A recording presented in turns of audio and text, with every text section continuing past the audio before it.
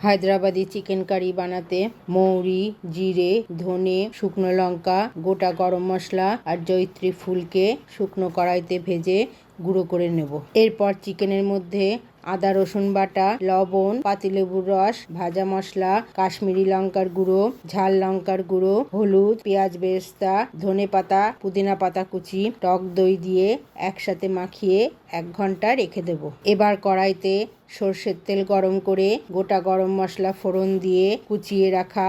পেঁয়াজ দিয়ে বাদামি করে ভেজে নিয়ে তাতে টমেটোর পেস্ট দিয়ে মশলাটা থেকে তেল ছাড়তে শুরু করলে ম্যারিনেট করা চিকেনগুলিকে দিয়ে নেড়েচেড়ে কষে নিয়ে চিকেন থেকে জল ছাড়তে শুরু করলে একটা ঢাকনা দিয়ে ঢেকে 10 মিনিট মিডিয়াম ফ্লেমে রান্না করে ওপর থেকে আবার ভাজা মশলা আর ধনে পাতা, পুদিনা পাতা ছড়িয়ে দিয়ে নামিয়ে নিলেই তৈরি হয়ে গেল হায়দ্রাবাদি চিকেন কারি। রেসিপি পছন্দ হলে সাবস্ক্রাইব করে লাইক, শেয়ার ও কমেন্টস করুন।